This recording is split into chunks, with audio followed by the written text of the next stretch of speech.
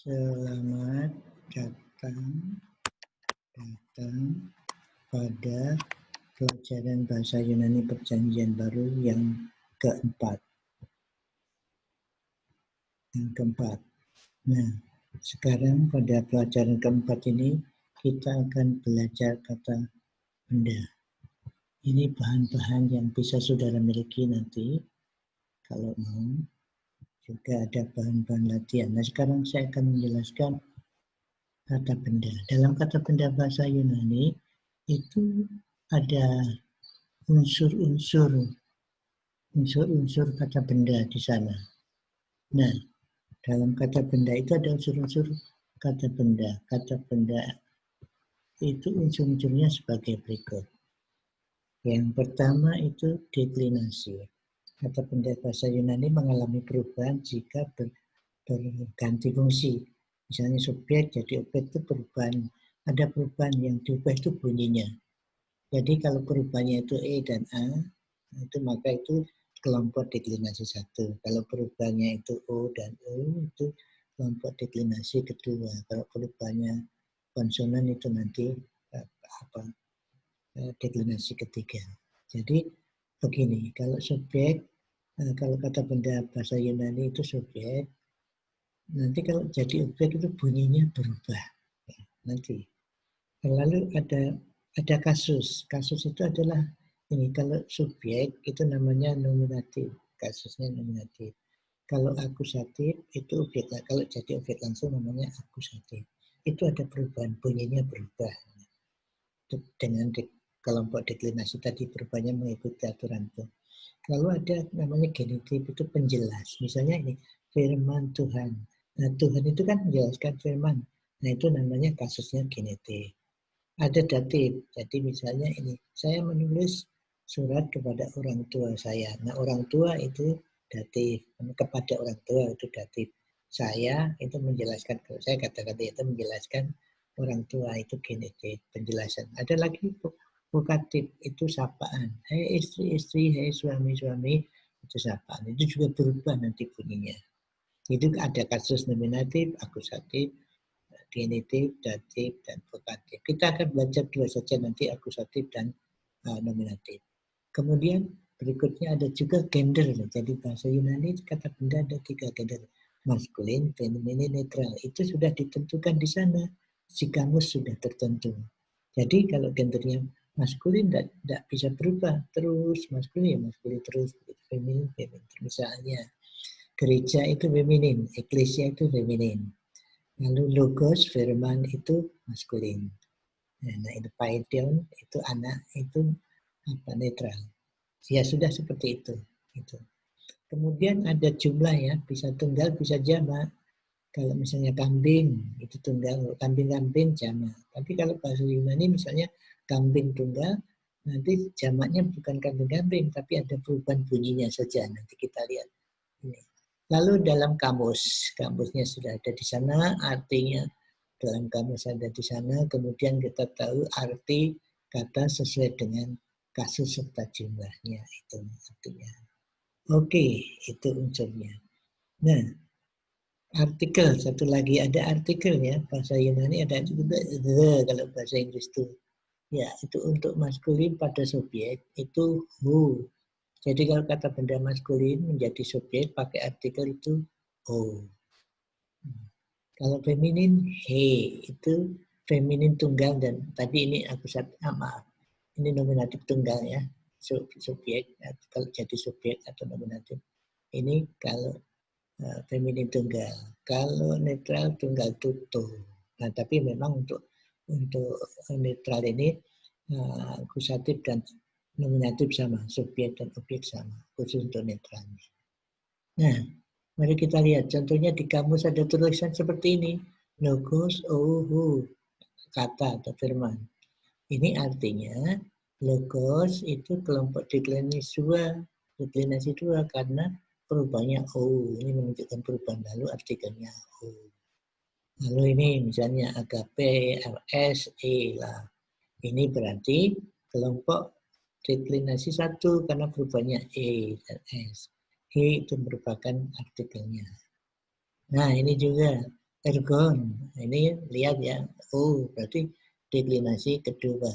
To itu artikelnya. Oke. Nah, kita akan belajar nominatif dan akusatif saja, yaitu subjek dan objek langsung. Itu dulu, nanti yang lain menyusul. Yang pertama itu akhiran kasusnya itu seperti ini. Ini deklinasi 2, perubahannya UU tadi, deklinasi 1, perubahannya E dan A, kemudian deklinasi 2 untuk itu tetap O, yang perubahannya O dan U. Nah, kasus itu kasusnya. Ini kasusnya. Ini maskulin, deklinasi 2, feminin deklinasi 1, netral deklinasi 2. Nah, nanti juga ada maskulin deklinasi 1, feminin deklinasi 2, tapi nanti aja. Oke. Sekarang kita bicara kasus. Nominatif tunggal itu apa namanya? Akhirnya itu ada sigma, logos misalnya seperti itu ya. Logos. Kalau feminin tidak ada agape, tidak ada konsonannya. Ini ergon misalnya itu ada no. Ini akhirannya ya. Tapi nanti ini kalau jadi subjek tunggal ya, nominatif tunggal kan subjek. Tapi kalau nanti jadi objek langsung atau akusatif, nanti diganti nu, itu sigmanya diganti nu. Jadi logos, firman itu baik ya, logos itu baik. Tapi kalau saya membaca firman, bukan saya membaca logos, tapi saya membaca logon. Nah, seperti karena rumusnya itu.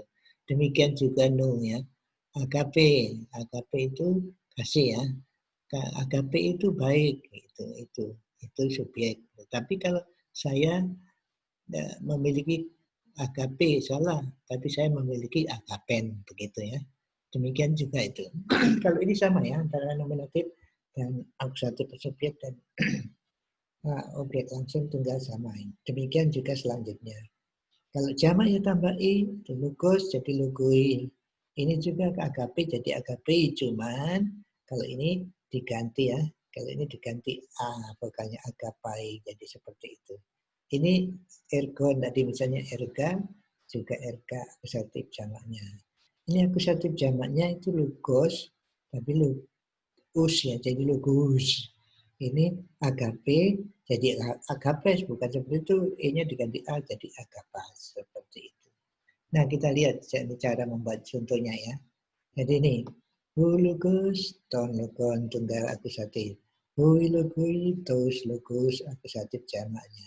Feminin he grafe, tulisannya. Kalau he hura, itu jam, waktu.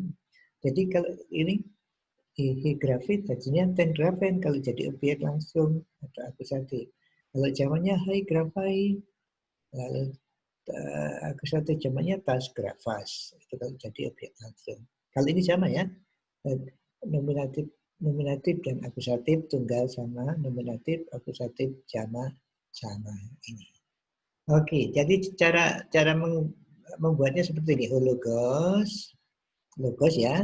Logos itu dihilangkan S-nya jadi O, lalu tambah I kan, rumusnya tambah I. Jadi hoi logoi itu nominatif jamak seperti itu ya. Rumusnya kan tambah I tadi. Oke, berikutnya. Ya, jadi logoi. Akusatif tunggalnya tadi akusatif tunggal logos, tapi dihilangkan S-nya. Kemudian rumusnya tambah nu. Jadi logon. Ini artikelnya ton logon. Seperti itu. Berikutnya kalau akusatif jamak, ya sama. S-nya dihilangkan dulu. Ya, S-nya dihilangkan dulu. Jadi logo. Nah, kemudian ditambah apa? Us. Jadi logos. Logos. Seperti itu. Nah, ini feminin, nominatif. Parabole, jadi parabulai. Rumusnya tadi apa? Parabole, L ini diganti I. I-nya diganti A tambah I, parabulai. Oke, itu sama. Parabole, kalau akusatif tunggal, ya tinggal tambah nu, parabolen. Itu seperti itu. Kalau jamak, akusatif jamaknya, lagi-lagi ini E-nya diganti ubah A, lalu baru ditambah sigma. Jadi, parabolas. Ini artikelnya. Nah, seperti itu. Nah, saudara-saudara, ini apa? Ini ada bahan-bahan latihan. Kalau saudara mau, ini latihannya ya, latihan. Nah, ini ada latihan. latihan ini. Logos itu nominatif tunggal. Nominatif jamaknya apa? Hoi logoi. Akusatif tunggalnya apa? Ton logon. Akusatif jamaknya apa? Tus logo. Sudah nggak bisa ngisi ini? Ngisi latihan yang ngajian seperti lihat rumusnya tadi. Tadi juga kemudian ada ini juga. Ton logon. Nah, itu deklinasi kedua kan itu. Akusatif maskulin tunggal, ini kamusnya. Jadi fungsinya sebagai objek langsung. Jadi fungsinya bisa objek langsung atau subjek ya kalau di dalam isiannya itu. Lihat silakan kalau mau bahan ini saudara bisa minta. Saya kasih nomor WA saudara atau email saudara. Nah, saudara ini alamat saya Saparman ini Saparman 2016 atau WA ini. Oke, selamat menikmati pelajaran ini dan sampai ketemu pada pelajaran berikutnya. Tuhan memberkati.